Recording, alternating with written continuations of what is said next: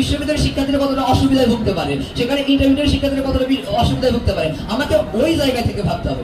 আমি আপনাদেরকে প্লিজ আপনারা ওই জায়গা থেকে ভাবুন, তাহলে আপনারা বুঝতে পারবেন। এবং তারা এবং আরেকটা বলি, সাইবারে কারা কি করেছে সেটাও জানি না, আশা করি বড় ভাইয়ের এটা নজরে আনবে। আপনাদের কাছে আমরা অনুরোধ জানাচ্ছি বড় ভাইদের উদ্দেশ্যে, আমাদেরকে কালকে বলে আমাদেরকে নাকি গুম করে দেওয়া হবে, আমাদের গুমের হুমকি দেওয়া হয়। কিন্তু আশা করছি এটা হয়তো ওনারা মানে হবে না, হয়তো বা এই কথা বলেছে।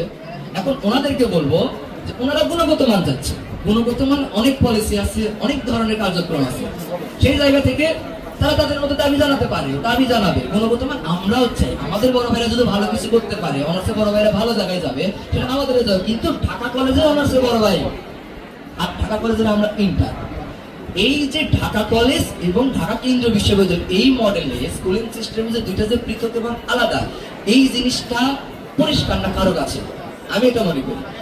এবং আমরা বারবার বলেছি যে আপনারা এই বিষয়টা ভাবলে আপনাদেরকে ভাবতে হবে, আজকে আপনি 2035 সালে দাঁড়িয়ে আছে, 2035 সালে দাঁড়িয়ে থেকে কেওয়াসটা কিরকম দেখা দিচ্ছে।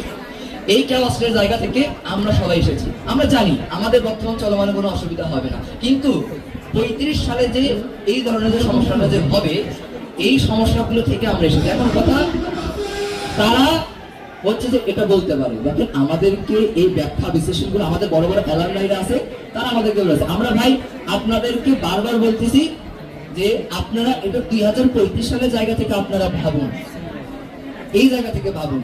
আপনাদের সাথে আমাদের কোনো দ্বন্দ্ব সম্পর্ক নাই। আপনার এই বিশ্ববিদ্যালয়ে আমরাও রান করবো, এই বিশ্ববিদ্যালয়ে আপনারাও রান করবেন না। প্লিজ এই জায়গা থেকে ভাবুন। আর আলোচনার পথ বন্ধ নয়, আলোচনা হবে, টেবিল বৈঠক হবে, সবকিছু হবে। ধন্যবাদ।